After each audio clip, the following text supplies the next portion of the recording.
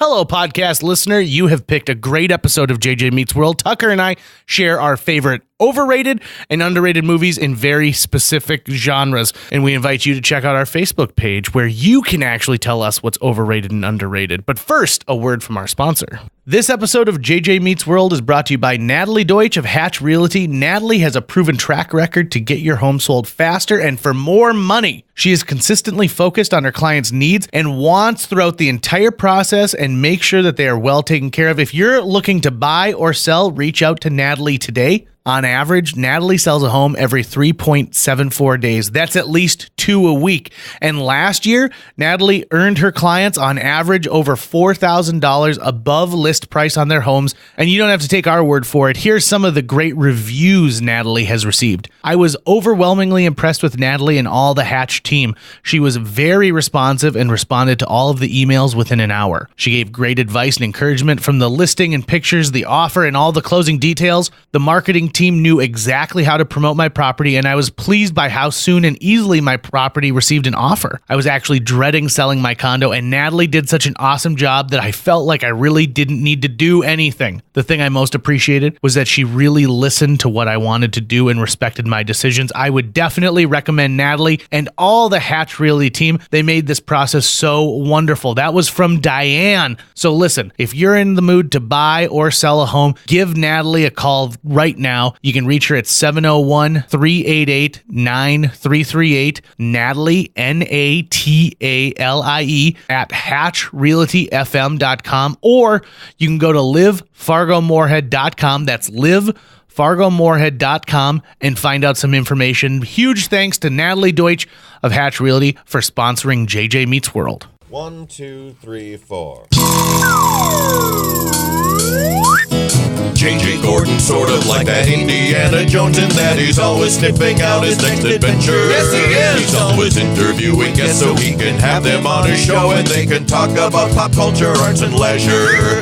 J.J. has his flag unfurled and he likes his french fries curled, and he's fun and then he twirls as he goes to meet the world. He will march into the rain even if his ankle's sprained. Take a peek inside his brain. This podcast is called J.J. Meets World. Alrighty. Well, JJ, I got you some DC. I saw that. Thought you needed some. I appreciate that. I needed some Pepsi. Some Pepsi. I was gonna get you a can, but there were no cans of DC. Oh, They had cans of Surge and other Coke products, but no DC. But no Diet Coke? No. Tucker, it's funny that you got me a Diet Coke at the beginning of this. We're recording, right? We are. Like this is going? Yeah. Because I enjoy Coke products and you enjoy Pepsi products Mm-hmm. as far as the mainstay of the brand. A real is concerned. summer-winter relationship. Mhm. But it kind of brings to mind the fact that we're two different people and we have two different opinions, right? When it comes to taste, when it comes to some movies. Sometimes they converge. Yeah, every now and then. Also, side note, this is for people both within our listening audience and outside of it. Tucker and I frequent a downtown Chinese buffet after doing this. Do you know what I'm talking about? Yeah. And it's called King House. King House Buffet. And it's delicious. Remember, I said the word delicious. So the health department was called in because there was a rumor going around social media that they were keeping live chickens in the basement. Which is a no-no if you're food service. Well, yeah. Because they create waste. Right. And also, and carry disease. I hope you're not slaughtering in your basement and serving upstairs. So they went in and they're like, everybody, we did not find live chickens. You can all settle down. And then so finally one person goes, well, what did you find? And they said, well, we found a bunch of caged pigeons. Live pigeons. And they were like, oh, well, that's way worse. So it was a topic of conversation around my office today about, will you go back to eat at King's House? And I was like, absolutely. Yeah. They said they didn't serve the pigeons. Well, I mean, I know where they get their food from. It's that big truck that drives around that says Asian Foods on the side. That's where they're getting their food. They're not slaughtering the food there. My guess then is that either they have a side business of pigeon fights, or someone was like, you know how in The Wire, how Marlowe kept that chicken or that pigeon coop up on the top of the building, and he had one of the neighborhood kids like feed and take care of the pigeons. I think it's something like that. So apparently, I this is secondhand knowledge. But you've got more inside info. I do have more inside info. They were actually keeping them for hunters to buy to train birding dogs. Really? Yeah. So there would be a live bird that they could train for birding. So, which is a side business, right? It's a side business you're running out of the basement of your buffet. So the health department's like, well, that's not allowed. You're gonna have to get rid of these pigeons. And in their Facebook post, they said it was a silly choice to allow one of our employees to keep pigeons in the basement. Be like, we all agree. Yep. We all agree. Yep. But And I'm also, not gonna stop going I back. love your lemon chicken. Yeah. So It's I'm really like, good. the Hawaiian chicken. Oh my God. It's out of this world. Oh, yes. And if it's Hawaiian pigeon, I don't really care. They also do what is it, the snow shrimp or whatever? It's so good. They've done like great things with their lobster rolls there. Really good. And I like because you don't get the whole roll. They cut them into little sections so they get extra crispy. Right. Something about their General Cho is real good. Yeah. Eat at King House Buffet. In fact, King House Buffet is special to me because that's where I met the one and only Flavor Flav. Oh, really? That's where I met him. Oh. Well, it was back when I worked at the Fargo Theater, which is just about a block away in downtown Fargo from the King House Buffet. And I was Block is the Pigeon Flies. yeah. And I was on my dinner break and I thought I'd actually walk down to Subway. And as I'm walking down, I see this group of guys come out of what used to be a pool hall downtown.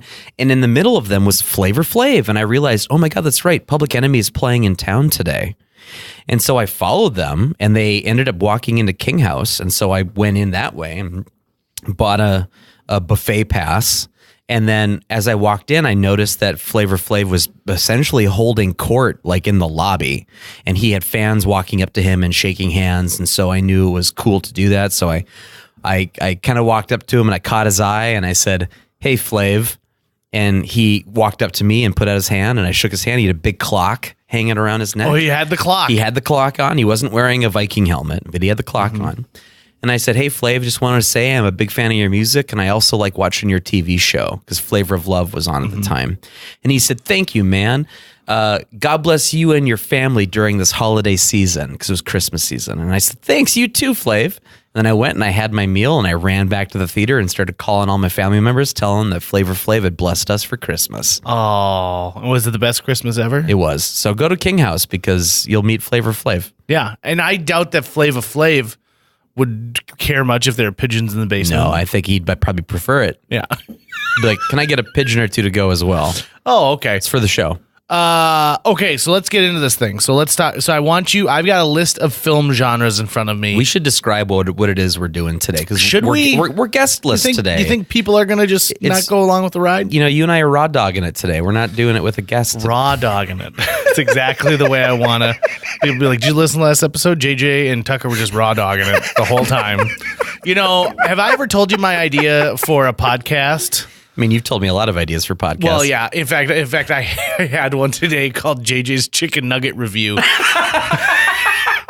where I reviewed chicken nuggets. And I feel like I could get that sponsored the pretty quick. JJCNR. Yeah, I'd listen to that. You think it could be part of our network here? Absolutely. Let's get that network launched. Like today's nuggets come from Burger King. How many chicken nuggets are there in town to review? So many. You would be surprised because, like, for example, Happy Joe's, a pizza buffet, great chicken nuggets. So much so that they put them on their buffet, their pizza buffet. Okay. McDonald's, lackluster chicken nuggets. In fact, they've been in the news lately because there's some kind of trend called naked nuggets where people are peeling the breading off of them. And I'm like, no. You do not want to know what's underneath that sheath. Right. It's just processed chicken. It's just machine separated chicken. Yeah, but it's not good looking. I mean, the golden brownness of the outside is the thing that makes it palatable to the eyes. Yeah. But it's not even skin. It's battering. Is it? Yeah. Yeah, because it's machine separated chicken underneath there. It doesn't have skin. It's got a gelatinous outer layer that keeps it fresh for days. Long story short, JJ and I are just hanging out together today. It's just us and you, listener. And so we've got a sort of a different format for today planned. Mm-hmm. Also, I want to pitch this. It's called Doing It. It's where I interview a guest and then we get busy. And so, and then you listen to it. Would you listen to that one? Probably. I mean, she'd probably be the first guest, right? Because that's a guaranteed guest. But we need to get some more boom mics. and some kind of like covering for the floor. I don't know what that would be, but because you can't just be like straight up like heavy mill plastic, because then I'd be slipping and sliding all over the place. Because what if my guest is into splooshing, which I found out is like where you like sit on cakes and stuff like that. It's very big really in Great including Britain. this. Yeah. So I think people would listen to that podcast. I think they'd be all about it. And have a lot of crying. Yeah, it would be. Oh, yeah, a lot. Okay, so we're I'm gonna pick a genre based on a number Tucker gives me, and then we're going to pick an overrated movie in that genre, in our opinions, and an underrated. Each of us will get one. So, Tucker, I need a number 1 through 20.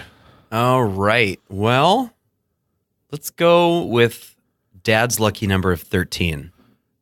11, 12, 13. Animated. Okay, so animated. We're looking for an overrated movie and an underrated movie. I know my overrated one right now. Go for it. It is Fievel Goes West. Okay, Tell me why. It's an incredibly overrated movie. So you're saying that it's not only like something you know of, but it's something that enough people love. I've seen it, and I've heard so many people who love it. Yeah. And I'm like, how can they love this thing? It's not that good. and it's a sequel. It's an inferior sequel to a movie that is a national treasure, which is An American Tale. And Fievel Goes West, it feels like a straight to VHS film. Let's put it that way. It feels like straight to VHS. As were a lot of films those days. Yeah. Right? And they were always cheaper. You could always tell that there was less cell animation going on, and the camera didn't have the kind of dynamic movement that you're used to. But a lot of the times, if you take a franchise and then place it in the West, that's going to be a lesser film. All Back to the Future 3. Don't you dare. I love Back to the Future 3, but of the three, it's the least worthy. It would not lift Mjolnir. So my It's gonna be a overrated. great episode. I'm really holding back a lot already. I'm watching you bite your bottom lip. Really chewing on it. So yeah, I think for overrated, I'm going to go with Fievel Goes West. Okay. I'm gonna say Cars. Okay. I think Cars is the dumpster fire of the Pixar universe. You will not hear me disagreeing with you. Ooh, and I think a lot of people who appreciate Pixar are to say, why did you put so many eggs in this basket? Not only did you make one, you made 3 of them. It's because of the toy sales. Is it though? It's gotta be. I think it was John Lasseter's passion project. He was huge into that movie. So much so that when Cars 2 was announced, it was massive for them, because Pixar had an era where they were cranking out original story after original story. Right. And then all of a sudden they dabbled in the sequel territory, which is really what dragged Disney down in the 90s, is they were like, well, we'll just make Lady and the Tramp 2 and we'll release it directly to VHS. We'll, make 5 Beauty and the Beast movies that don't compare at all. And so Pixar all of a sudden dips its toe into it with like Toy Story 2. That's a huge success. In fact, I believe Toy Story 2 has a higher rating on Rotten Tomatoes than the first one does. Previous podcast guest Greg Carlson considers Toy Story 2 to be the best Toy Story film. I agree. Yep. I agree. It's perfect to me in every way. So they get this feeling of like, well, we could just churn out some more money. It's the guaranteed money, right? Like It at that is. point, once you have that first film and it's proven to have an audience, you know that audience is coming back for at least one more. So at that point, it's like, well, we know that if we make the sequel, we're guaranteed X amount of dollars. It's just going to happen. So I can understand making it. I just wish they didn't make it to the detriment of new other stuff, Right. too. It's pushing other projects to the side so that this can come through. There are a bunch of Pixar films that haven't received sequels. Or did Up get a sequel? It did not. Okay. It did not. But I mean, Monsters Incorporated got a prequel. Technically, they started really finding things, and then, in my opinion, that was the beginning of Pixar like stumbling. Now, at this point, you can't hold a studio to the point of saying like every movie you're ever going to make is going to be gold. Right. But they've had more missteps, in my opinion, lately than they did in the 90s. And the safe bets are the things that can finance the unsafe bets. And so because it costs just millions and millions and millions of dollars to make one of these films, I get why they go the safe route. But yeah, it's like, how much money do you need to make before you take another risk, before you try something else? You know what I would love to see would be to see like Pixar and Marvel Studios team up in some way. Because Marvel Studios has now figured out, you know what, changing up things and taking new risks is actually profitable. It's actually something that keeps your audience around for a while. And since the Pixar movies all seem to live in some kind of shared universe, I mean, have they? I know that you see crossover points, but I don't think they've ever made a movie that treats it like a shared universe. No, which you kind of hope that they do at some point, because so. It's amazing. I mean, if you can have, Woody team up with Sully, that'd be pretty sweet. That would be pretty sweet. I'd like that. But Cars. So Cars, to me, here's the thing. Here's the pitch session. Yeah, it's a movie about Americana where cars are peoples. Can I please have $30 billion? Sure, John Lasseter. Oh, hooray! And at that point, they were going to greenlight anything that those guys did because they were churning out hit after hit after hit. I'm sure somewhere down the line, this movie means something to somebody. Yeah. But it does not mean anything to me. And in fact, it feels like it is cheapening and placating to me on my love of this world we've forgotten off the highway. It's the interstate system has ruined everything. Just nope. Although I do think this movie was part of Michael Keaton's comeback into like A-list status. So that's the one thing I will give to Cars. Owen Wilson's voice work, Paul Newman's voice work, Larry the Cable Guy. Cars is an overrated animated movie. Do you have an underrated animated movie? I've been running through a couple of them in my head. Right now, the one that I think I'm going to latch on to is The Great Mouse Detective. Oh, lovely. Okay, so have you ever heard the story behind that? Mm-mm. So The Great Mouse Detective is nearly done. It's 3/4 of the way done. And Jeffrey Katzenberg is hired by the Walt Disney Company. And he comes in and he starts making changes. And he says, well, we need to edit this out and edit this out. They go, this is an animated movie. You don't edit. What, are you just going to do reshoots? Right, exactly. Something? You don't do this. And he goes, watch me. It was also originally entitled Basil of Baker Street. Okay. And he said, no. People won't understand what that is. People don't understand who Sherlock is. So he came up with the name The Great Mouse Detective, which spawned Disney animators and story people to rename Disney's other greatest hits. So let's dumb it down for the general public so that they understand. And so oh God, I'm going to find one specifically here. So tell me why you think The Great Mouse Detective. So I feel that it's underrated mostly because you never hear about it. And I remember the impact it had on me as a kid when I watched it. I watched it in Kentucky at Mama Luke's house because she kept a library of VHS tapes of animated stuff for all of us grandkids when we come over. And I remember early on, there's actually a vicious attack on one of the characters in the movie. And you see it happen in shadow silhouette. And I remember that scene freaking me out so much as a kid. It felt so violent and raw that I got really invested into the rest of the movie. Excuse me. I didn't know that about the history you were talking about, so I'll have to revisit the movie. But I remember it having such an impact on me that I don't understand why we don't hear about it more often. I think it's because Katzenberg kind of wanted to bury this movie because it wasn't part of his era, and he's given a lot of credit for the Disney Renaissance. Okay. So everything from The Little Mermaid to Lion King, Aladdin, stuff like that. And then he tanked it at the end. In fact, at one point he was talking about how Lion King was this experimental movie and we really don't care about it that much. But Pocahontas, this is where it's going to be. Here's a couple reasons I love that movie. Number one, I'm a huge fan of DuckTales. Mm-hmm. And Alan Young, who provides the voice of Scrooge, also provides the voice of the little girl's father in this. And I think that's who gets attacked. I believe he gets attacked by the villain. And he's kidnapped. Yeah. Because they're making a machine. Yeah. I think also this movie was the lesser of the mouse movies that came out at that time. Like the Rescuers? Well, no, The Rescuers was even a little earlier, but this is also the same era as An American Tail. Oh, okay. And An American Tail comes through, and in that they're building a contraption that looks like a cat, the same way Ratigan is building this other machine. So I completely understand where you're coming from on this. Stark visuals. The scene that takes place in that toy store. Do you remember that? Yep. That scene terrified me with the bat. Ugh, I like watching these movies when at that point we never would have even fathomed that we would be getting Pixar level 3D animated films. Yeah. That we thought this is as good as it's ever going to get. But you know what? Sometimes I think back then was even better.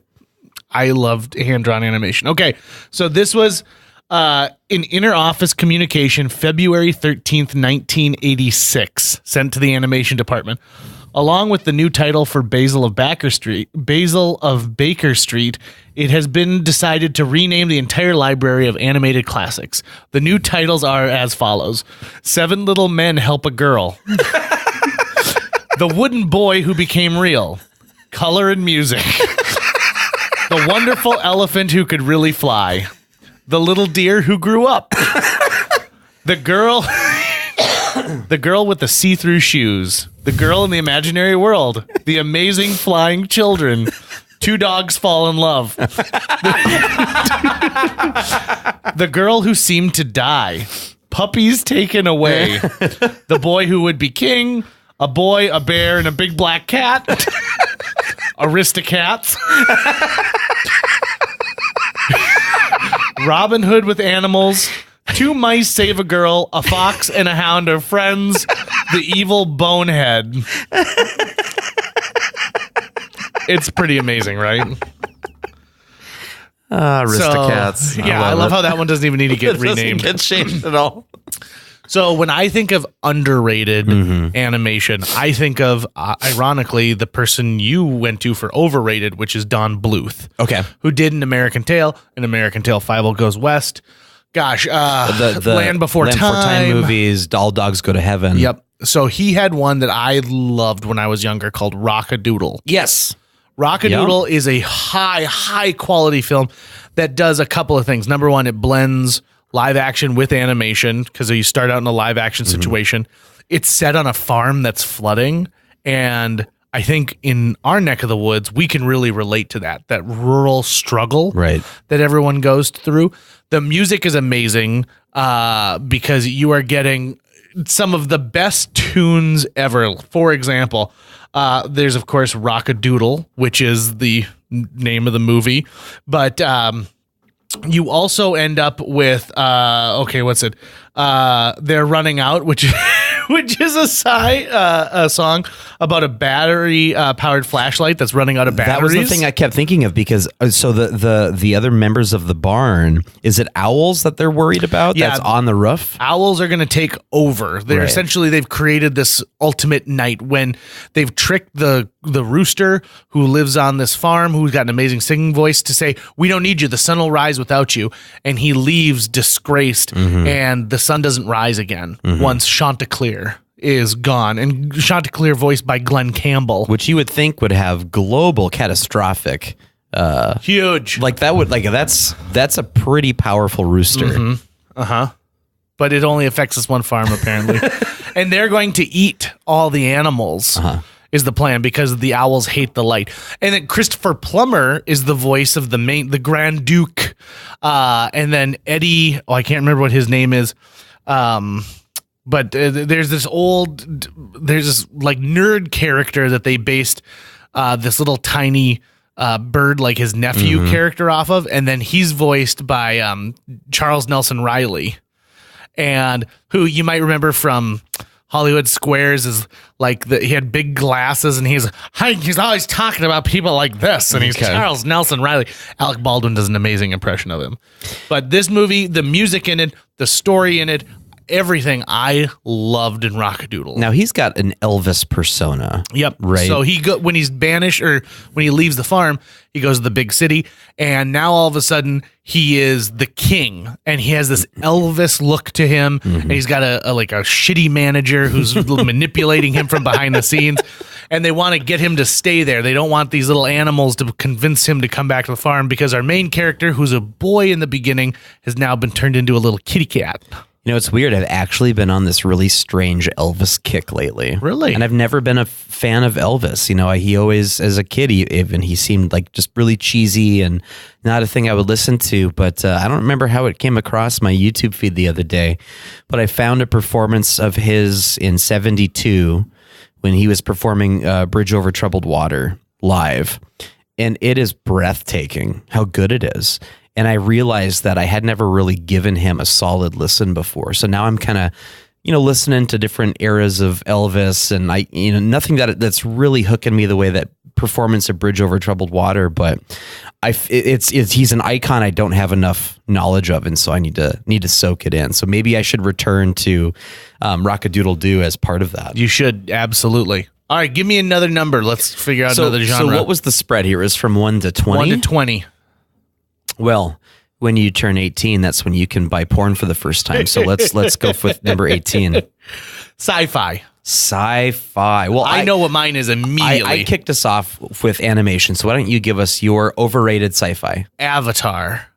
I don't know why people love this movie so much. First and foremost, it's a direct ripoff of the movie Fern Gully. Right. I am so with you. I fucking hate Avatar. We saw Avatar together in 3D. Yep. And I remember because we saw it a couple weeks into its release. Yeah. And this hype of the greatest movie you've ever seen, the story, the visuals, blah, blah, blah, blah, blah. When I went to that movie, I thought, well, this is just garbage. Mm-hmm.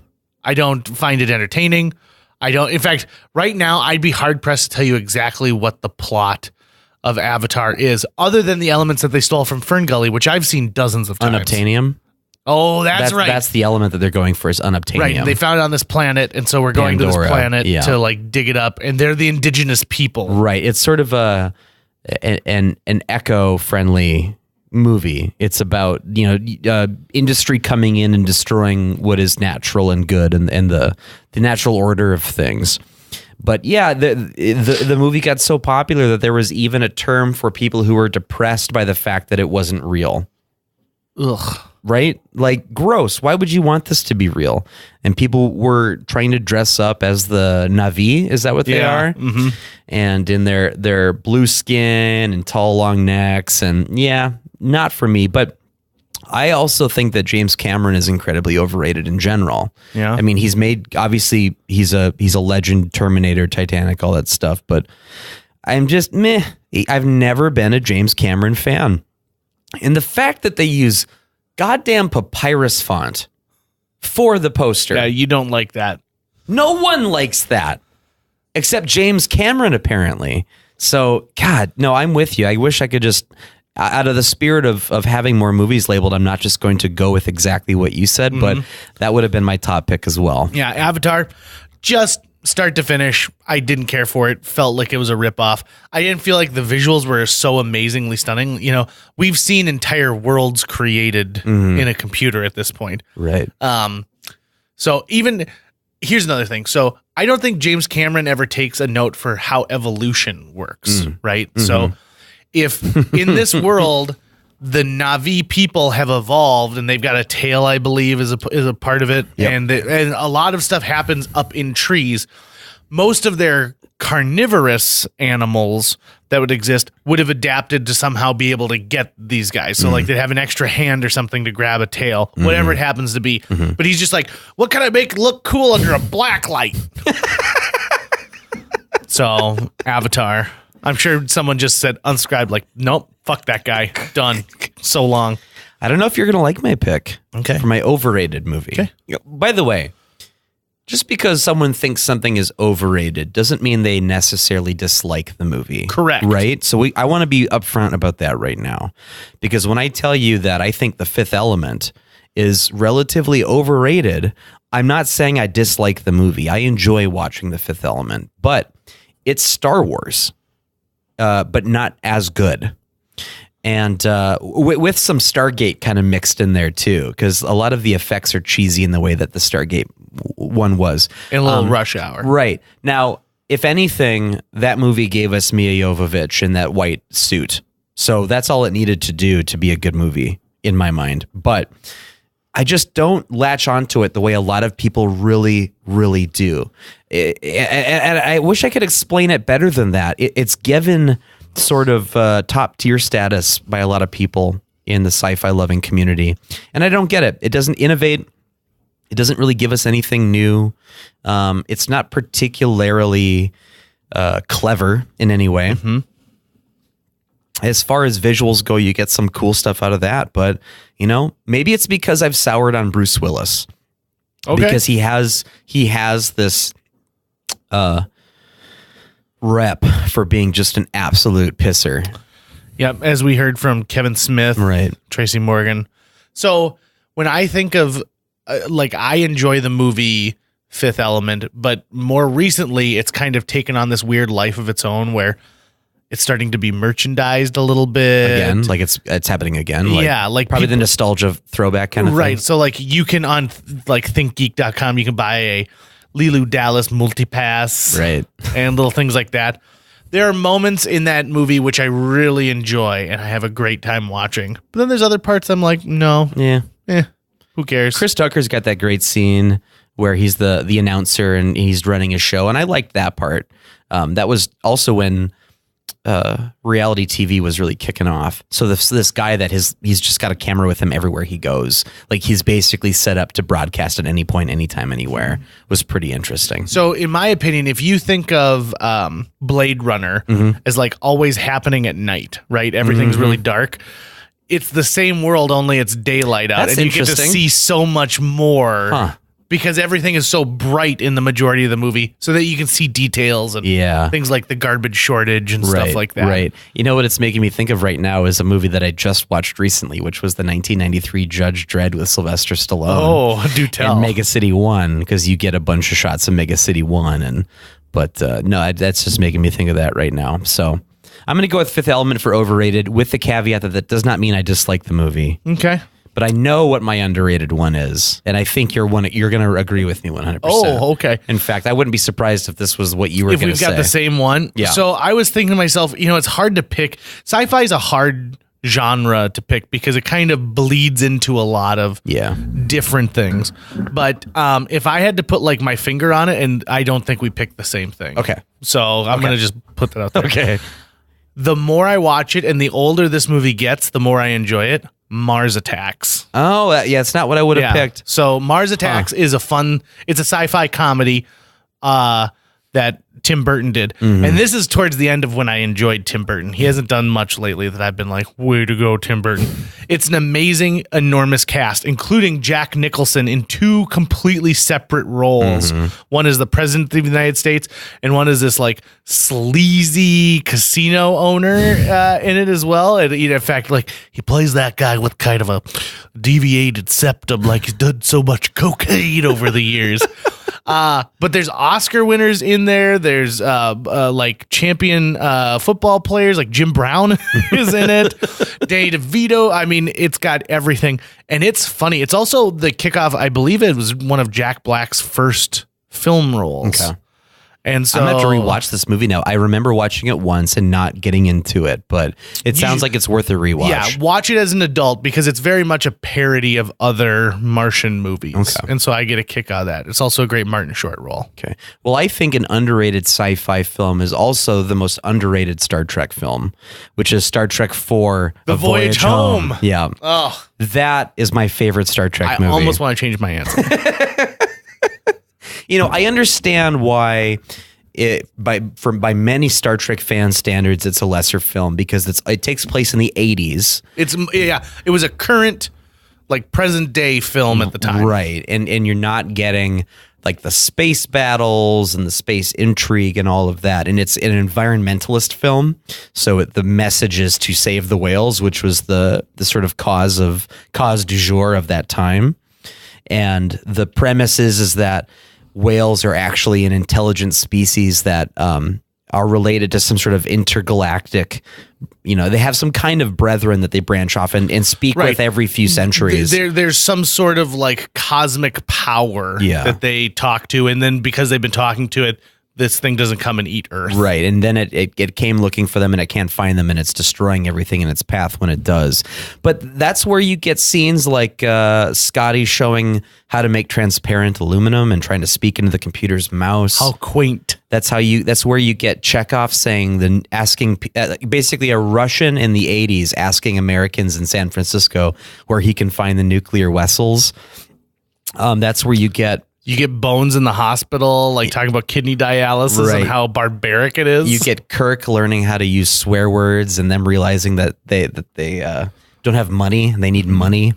I love that movie. That's but that's also a movie where the Enterprise doesn't exist until the very, very end, basically just as the teaser for the next movie. They've got a Vulcan warbird.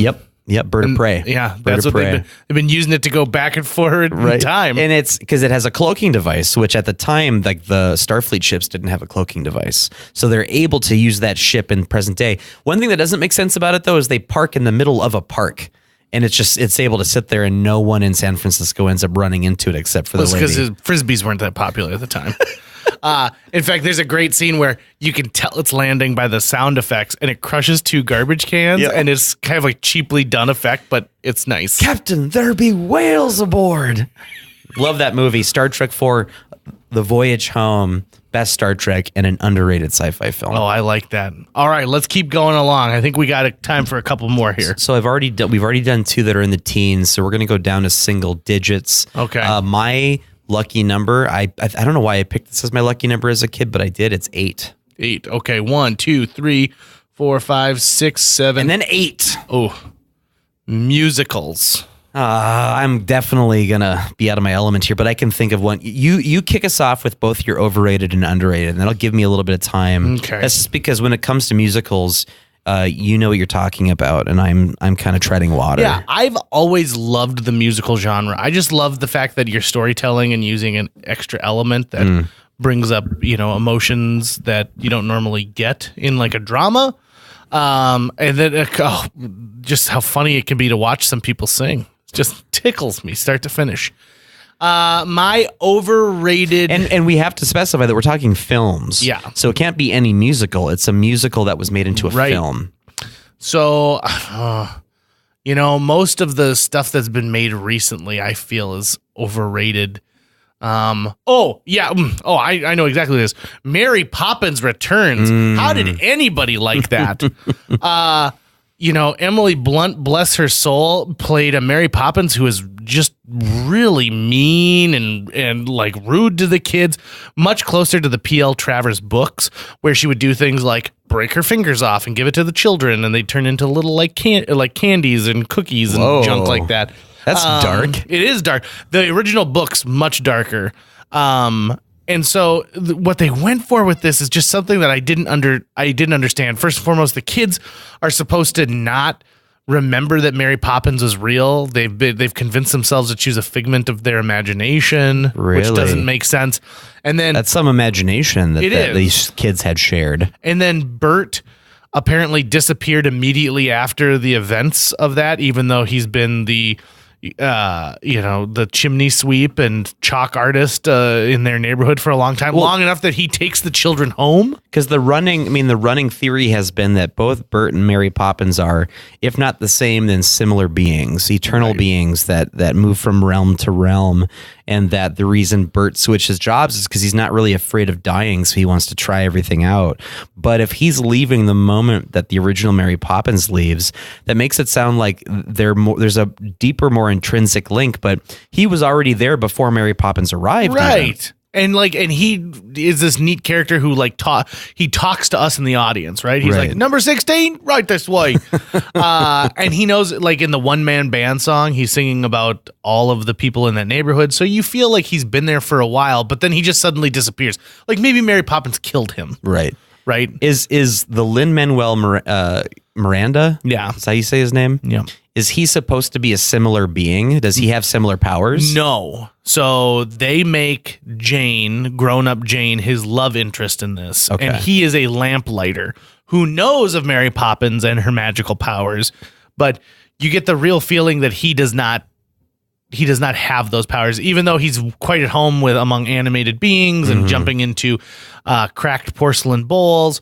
But so in this, they also introduce Mary Poppins' aunt Topsy, who is played by Meryl Streep, and her house turns upside down like every Thursday. And so she can't do anything because everything's upside down in her world at that time. Right. So you get the feeling that there are other magical people out in the world. And even in the original Mary Poppins, you get like Uncle Albert, who laughs so hard he ends up on the ceiling. But I feel that that's because of Mary Poppins' presence. And then she passes that on to things like the bank. And so that's why the bank president can laugh and float high. She's a conduit to real magic. Right. And in this, they just suck it all away. The music is lackluster. Even Dick Van Dyke said, the music's not great. Really? Like I heard him on this podcast and he goes, it's not as good as the old stuff was. So what is the premise of this new movie then? I mean, is there a villain or something, or what is the goal? I'll bring it down to this. So the little boy, Michael Banks, has grown up. His wife has passed away and he's raising his 3 children alone. He has a housekeeper who is the younger of the 2 housekeepers from the original one. He lives in his parents' home. His sister is working for all these causes. She's kind of taken her mother and, run with the suffragette movement type idea. And because what's the era that this one takes place? This would be like in the 1940s. Okay. So right? World War II is going on?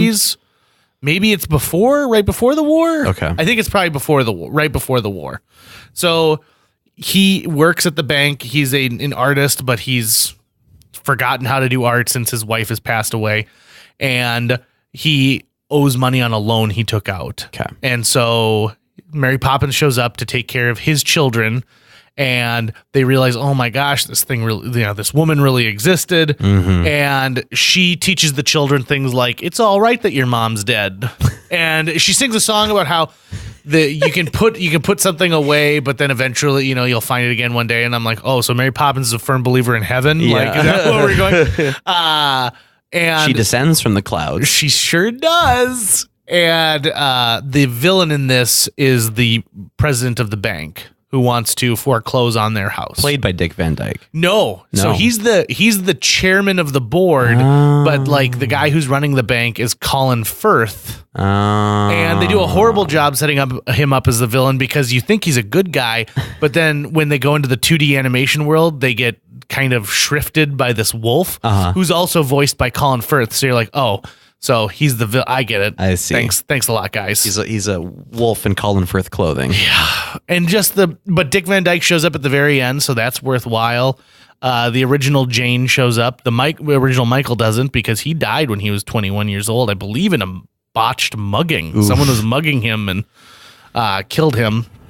So it just doesn't work. Also, this is going to piss some people off. Lin-Manuel Miranda is not a movie star, and he should maybe just stick to the stage. So you have not been a fan of him at all? No. In fact, I like Hamilton, but I don't like him necessarily in it. But even with Hamilton, you haven't been like over the moon for it. I wasn't sucked in like this is the greatest musical of all time. I was going to say, was that going to make it your overrated? But you've already picked. Yeah, Mary Poppins Returns. Film yet. That's right. It hasn't been turned into a film yet. So what is your underrated film musical? Yep, Hairspray. So it came out a couple of years ago. That's underrated? I do think it's underrated. I think it kind of got swept under the floor. There are people who love it, and they're the musical lovers already. And we're talking the original. It has taken me so much time to convince people to watch this movie, and every time I convince them to watch it, they end up loving it afterwards.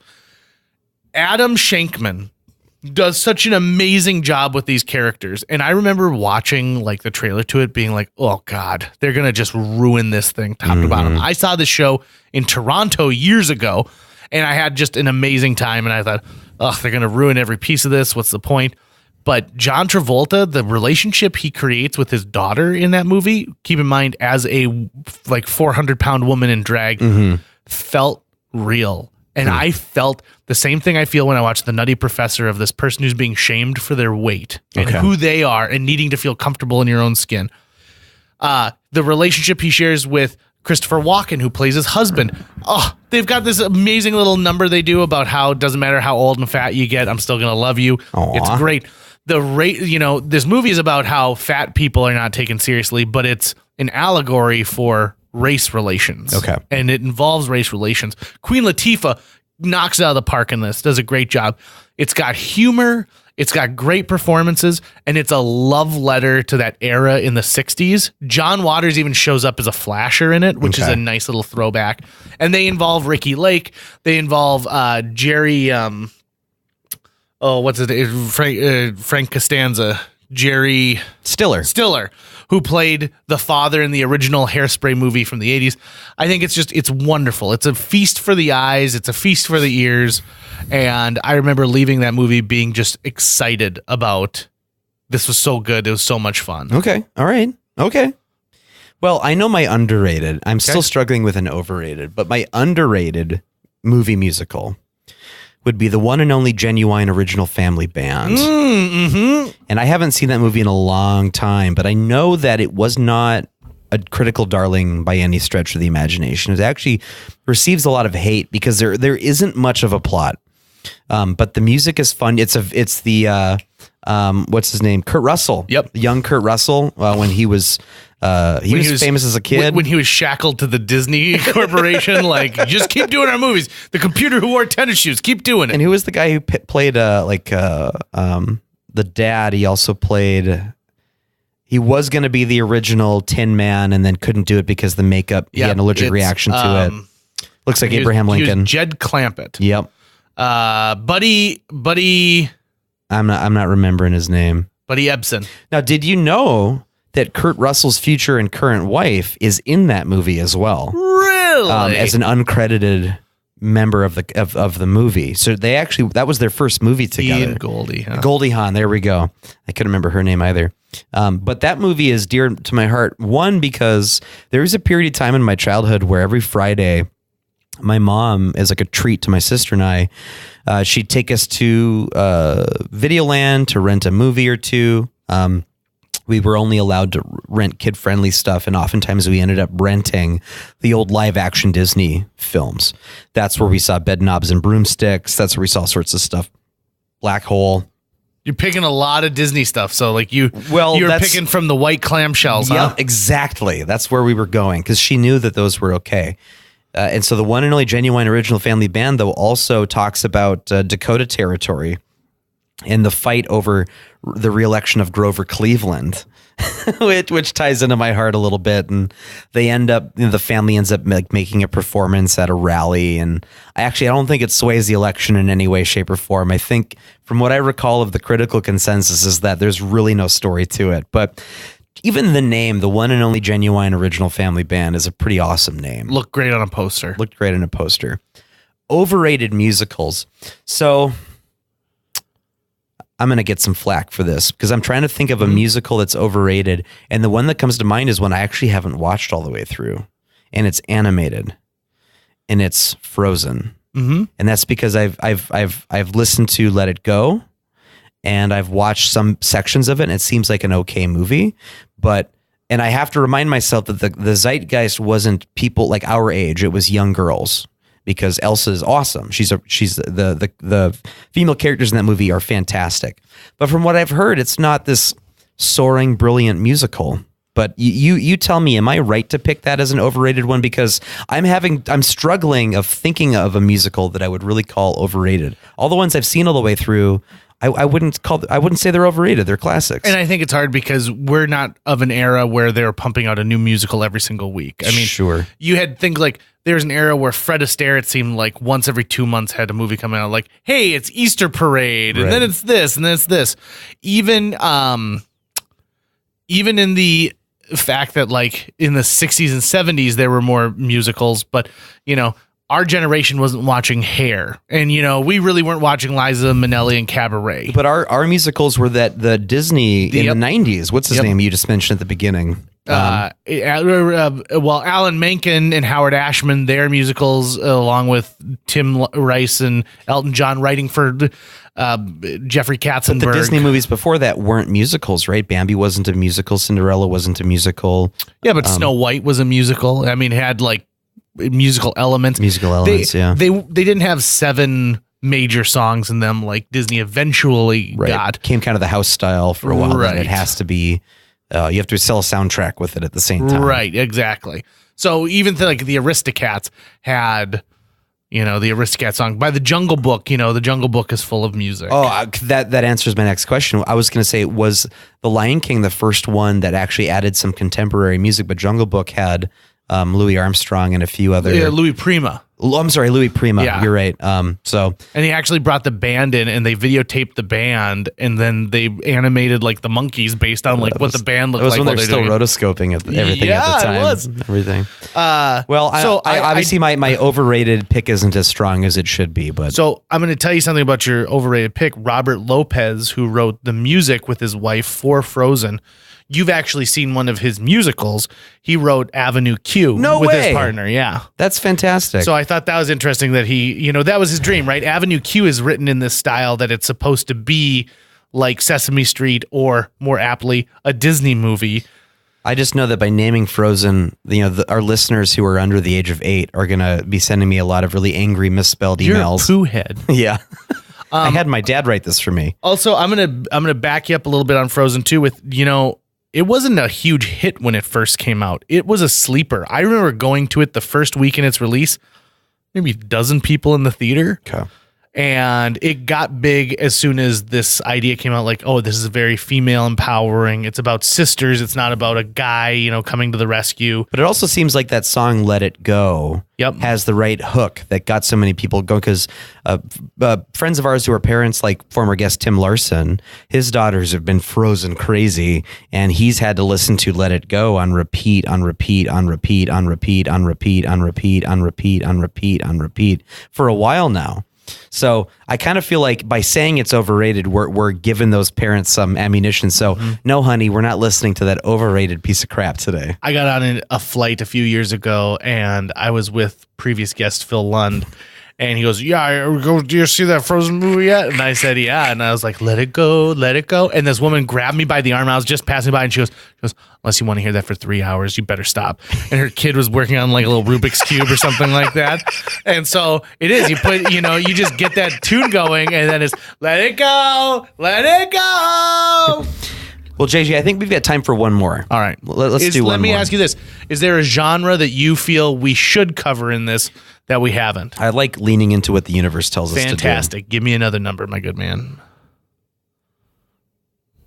We're going straight to number 1. Straight to number 1. Action. So I should have understood that these would be in alphabetical order, which is why sci-fi was towards the bottom. I don't think so. Yeah. And action is okay. No, yeah, because they like had epics before drama. So overrated and underrated action movies. Oof. So I think so this is what Showdown in Little Tokyo is overrated. Really? Have you seen Showdown in Little Tokyo? Is that the one with Eddie Murphy? That's with Dolph Lundgren. Oh my. Yeah.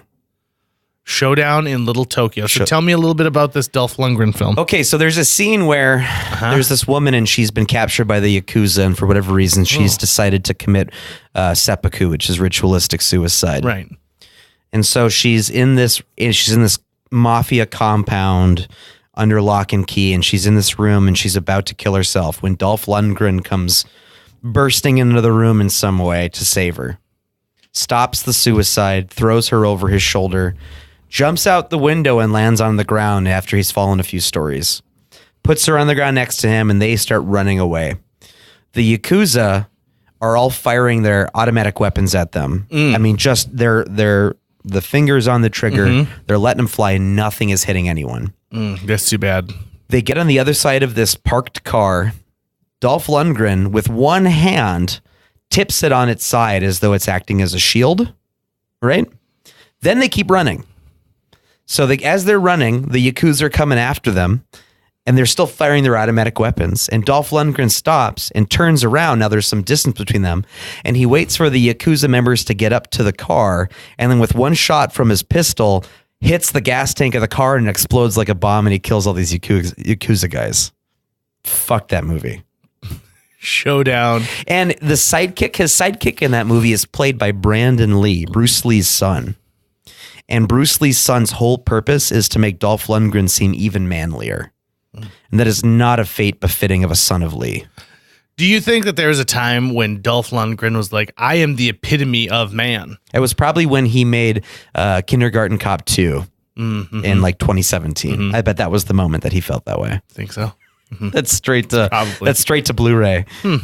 I've actually already said what I think the most overrated action film is. If you go back to episode 9 of JJ Meets World, where we interview Jack Spade, I totally take a giant dump on not just one, every single Transformer movie out there. What Michael Bay did with that franchise is nothing short of burning somebody's lawn and then coming on and being like, your lawn looks like garbage. Does Jackson like it merely because it's Transformers? He does. Okay. He loves the Transformers world so much that even though these movies are total and complete horse shit, he still will give it up. And I said it then and I will say it today.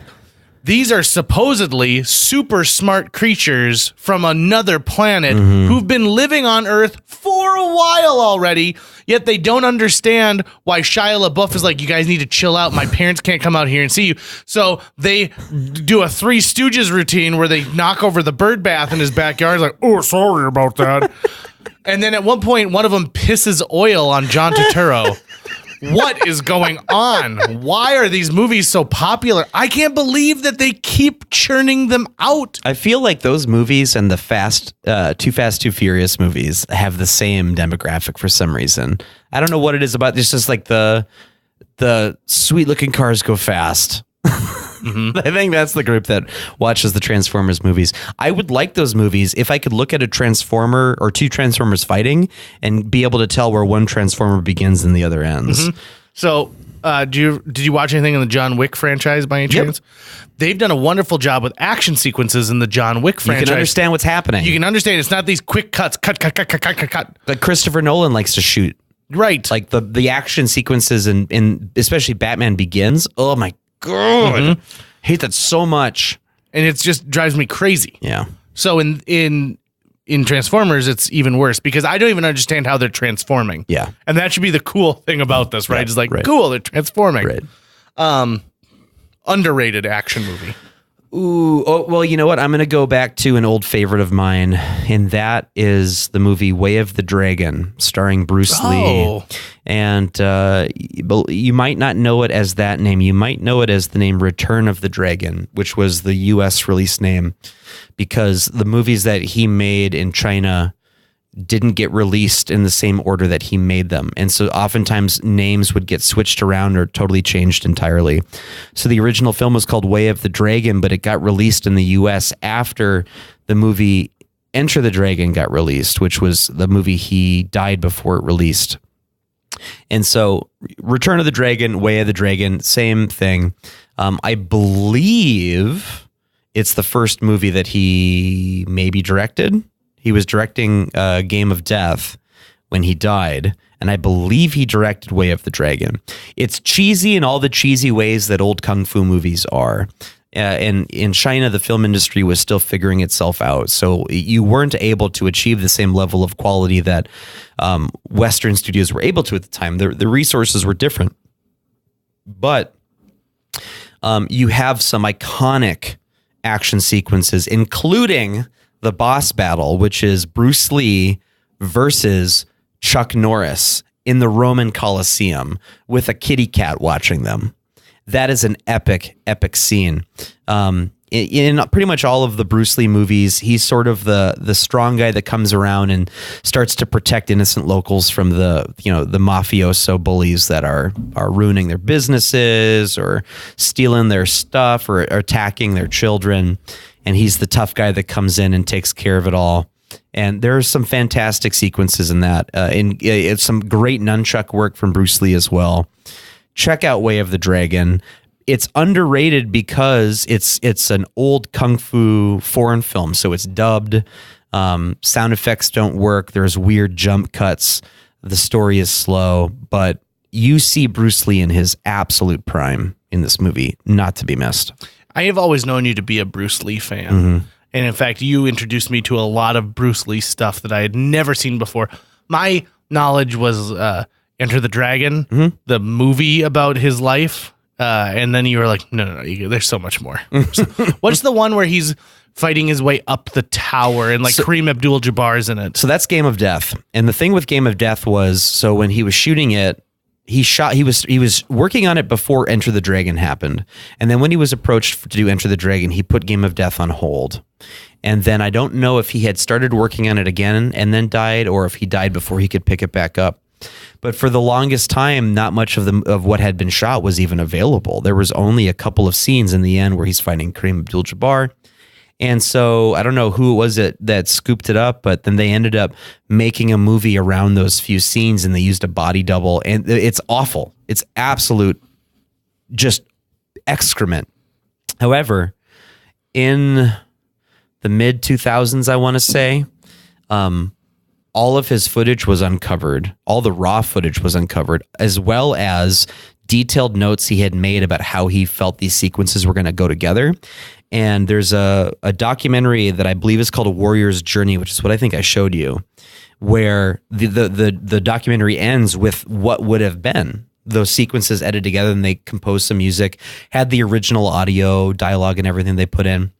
And yeah, the premise was that I believe he has a sibling or someone who's been kidnapped by the Yakuza. Might not be Yakuza, but it's mafia. And because I don't think it's taking place in Japan, although I could be incorrect. But so he has to get to the top of this pagoda where the victim is supposedly being kept.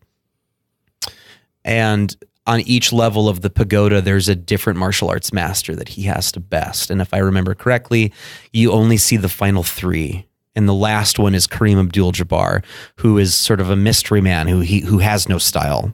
And so Bruce Lee is unable to figure out what kind of style adaptation techniques he would have to do. Plus this, Abdul was a solid 3 feet taller than Bruce Lee, almost.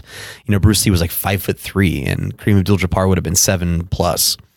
And when you get those sequences edited together in the way that Bruce Lee was envisioning, you actually see what would have been an amazing film. And that's where you get the iconic yellow jumpsuit that gets referenced in Kill Bill.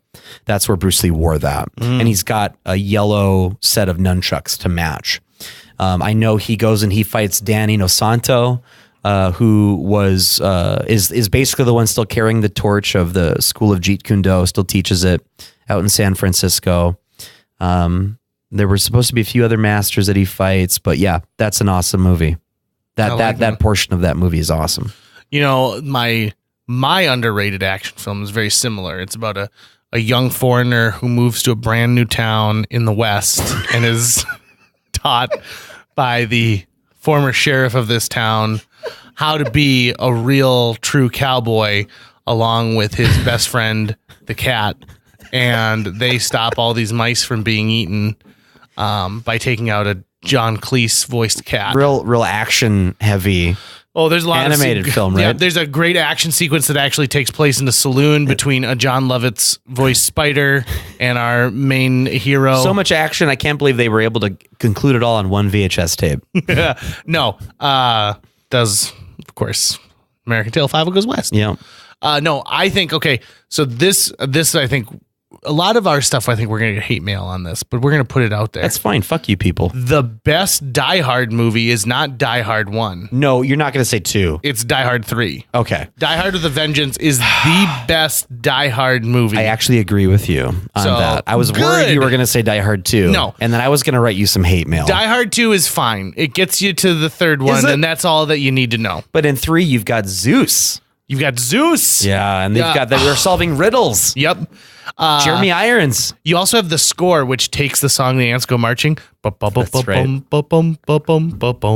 Are they going after more bullion, just like his brother was? So what it is or they're going after bullion. I can't remember if his brother was or not.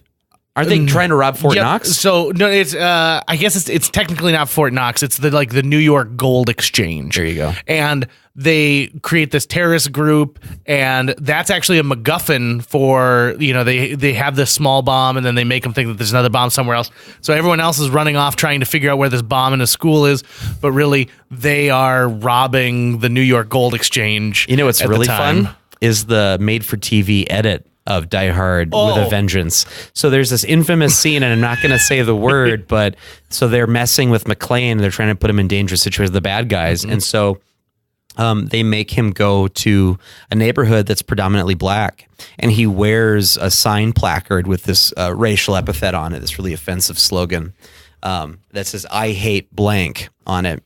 Obviously, the intention being that someone's going to see him and try to take him out.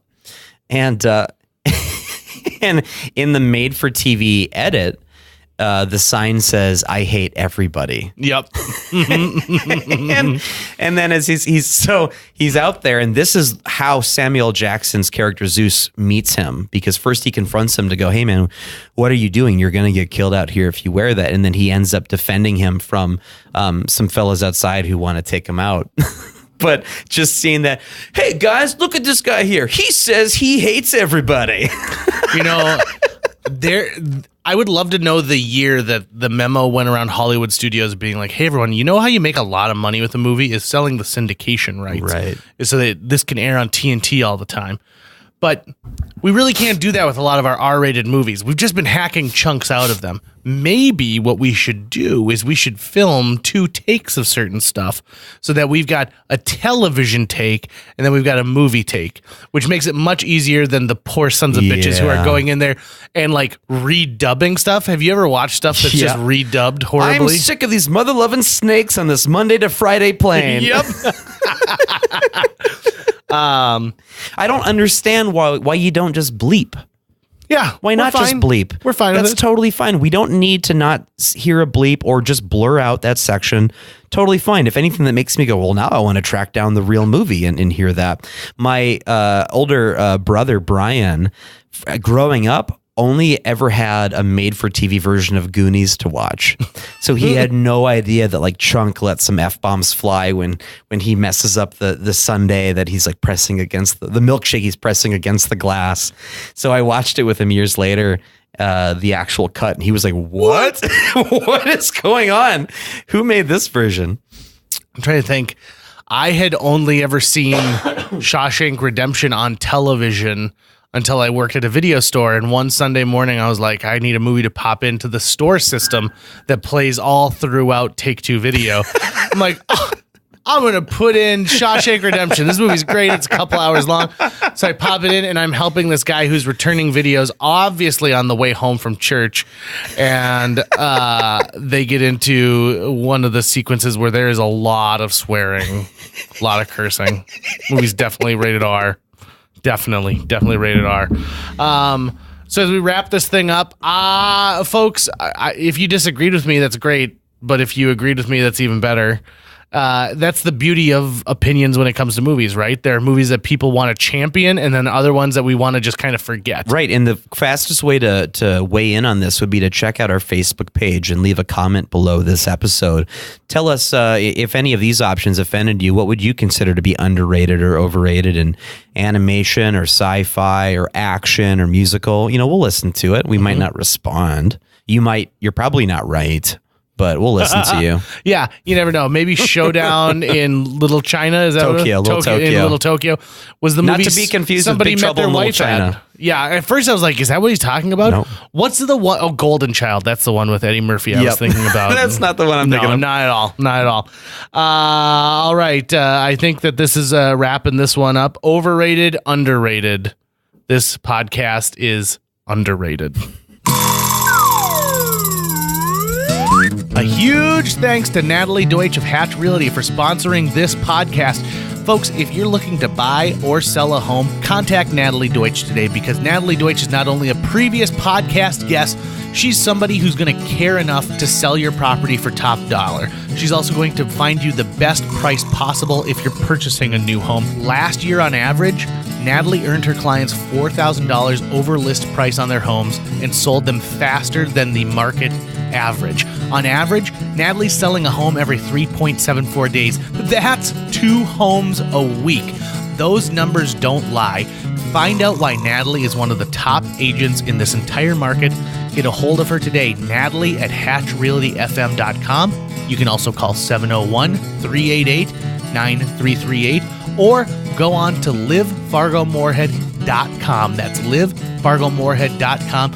Read all of her amazing reviews and then listen to her episode of JJ Meets World. Thanks again to Natalie Deutsch of Hatch Realty. That's going to wrap it up for today's show. If you enjoyed this episode of JJ Meets World and would like to help us continue to produce 2 new episodes every week, you can donate to our Patreon. Check out patreon.com/JJMeetsWorld and donate today. Even as little as $1 a month can go a long way. Visit our website at www.jjmeetsworld.com or hit up our social media. We're on Twitter, Facebook, Instagram, all the sites the kids are using these days. If you'd like to stay up to date on new episodes of JJ Meets World, you can find us on iTunes, Google Play, Spotify, Stitcher, iHeartRadio, YouTube, or wherever you consume the podcast that you love. JJ Meets World is produced every week by Tucker Lucas. You can find out more about Tucker's work by checking out www.moonbasemaria.com. If you want to get in touch with your host with the most, go to linebenders.com and you can find direct contact info for JJ. I can't believe that you said that Back to the Future 3 is the worst of all the Back to the Futures. It's just one movie when you really think about it. It's a continual storyline that never stops. It takes place in about 8 days of Marty McFly's entire life, and we get to see that. So I don't know why you need to crap on B, uppercase B, lowercase t, uppercase F, 3.